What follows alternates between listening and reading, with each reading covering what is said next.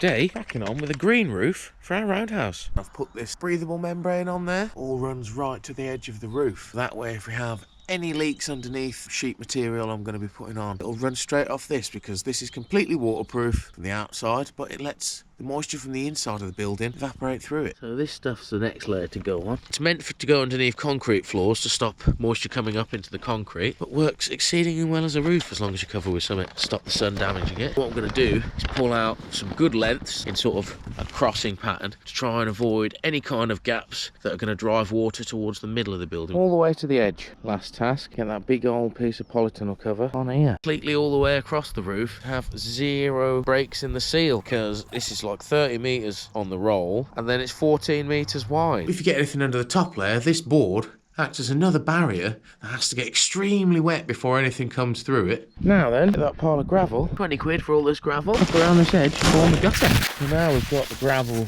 gutter all in place. Got to put an exit to my gutter on. Now I left this little gap here so I can split the plastic, create a bit of a funnel poking out, drive the water into that sort of drainage channel that I dug right at the beginning of the build below there, that I've got to actually fill with some more gravel. Got it roughed in. Had to trim the second layer underneath as well, but got the intact top layer with a nice little spout coming out now. Get a bit of water on here, we'll give it a test. A long hose in the gutter. Success! It flows to the corner where I wanted it to. Hip hip hooray. Now we can properly get some grass on here. As you can see, we had saved a lot of turf when we were digging out the foundation for the roundhouse. The clods have got slightly washed out in all the heavy storms we've had, so we've now just got little clods, a lot of loose soil around them. Yeah, she's coming along nicely. I've got 2 or 3 layers all the way around, apart from this couple of metre section here, but we'll come a cropper. We'll run out of turf. I'm gonna lath all of this top edge to the top edge of the 6x2 underneath and trim it all back. Start off measuring the one piece,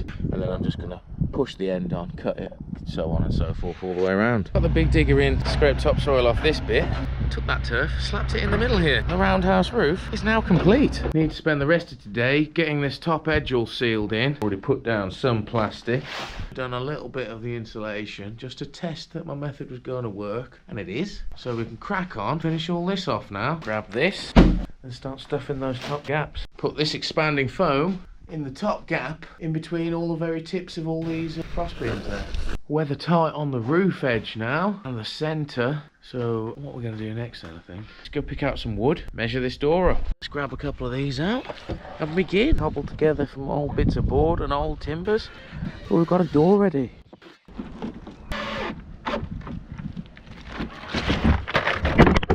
Looks alright for now. I'm 100% weather tight. Just going to crack on with a bit of rendering. Try and get this back edge as all sorted as possible. So I've got a good bit of this first coat on. Doesn't look too bad. The last bit of plastic down on the floor also. I've trimmed it all down so it's just at the same level with the top of the first course of bags, which is all filled with stone. The mix of sharp sand and cement. So we end up with stronger sort of stuff, more like concrete material in between each bag. Plastic is down around the edge. I'll go round, seal this bottom joint, some bricks in position, all the plastic in place ready for the floor. That's all the bottom layers secure nicely. It just trimmed down pretty much at the right level all the way around to come in and put the earthen floor in at this height. We've got the first bit done, first half anyway. It's coming along nicely. Don't forget to hit that like button. If you're not a subscriber, hit that bell button. We've got the inside all pointed out now.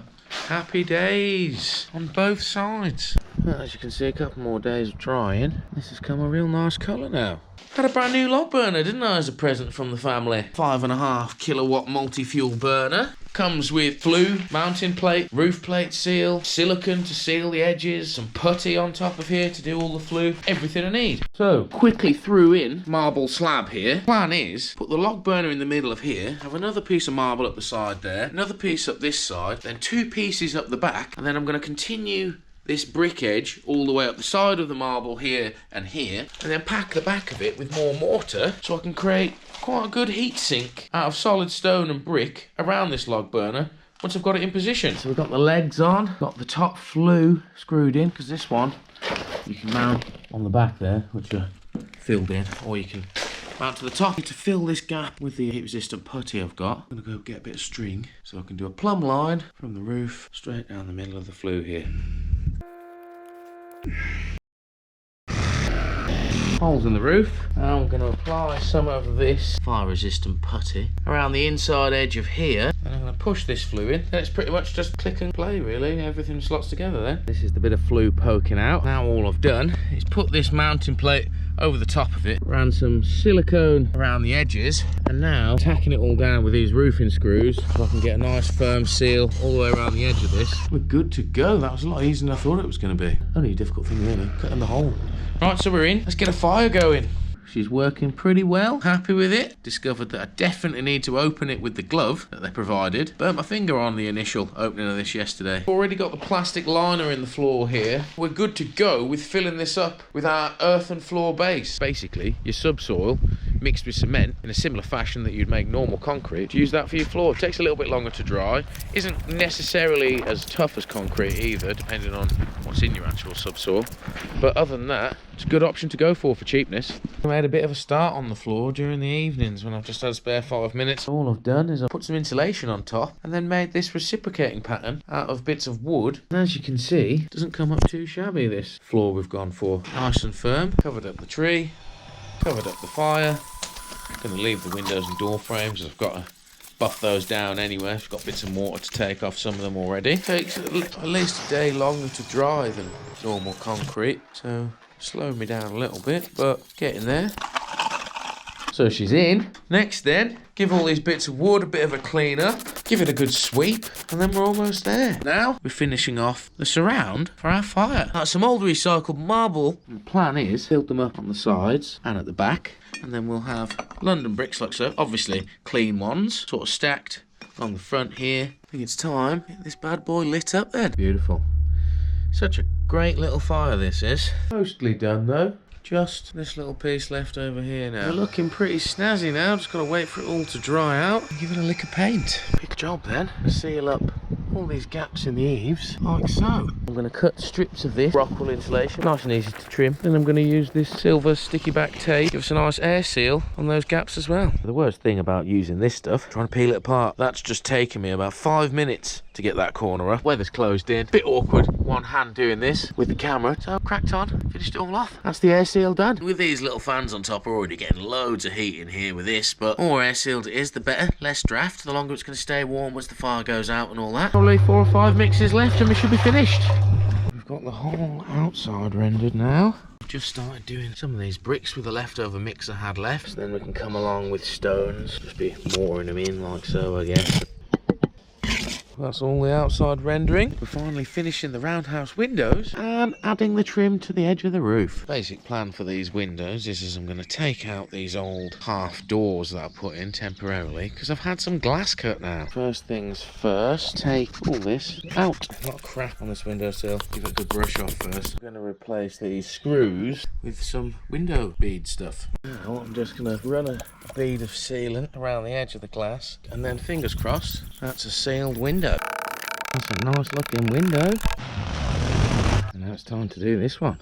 Windows in, bosh. Right then, let's start doing this trim, the edge of the roof. So what I'm going to do, cut a load of 20cm little bricks like this, arrange them in a bit of an overlap pattern, like so, on the top, and then when you get to this side edge here, I'm going to try and mesh them so they're overlapped and overlapped. Got all the wood painted, with the first coat at least anyway. Also went and fixed the sword on the door, so it looks like an actual sword now, rather than an upside down cross. Let me know in the comments below what you think of the roundhouse so far. We're pretty much there now.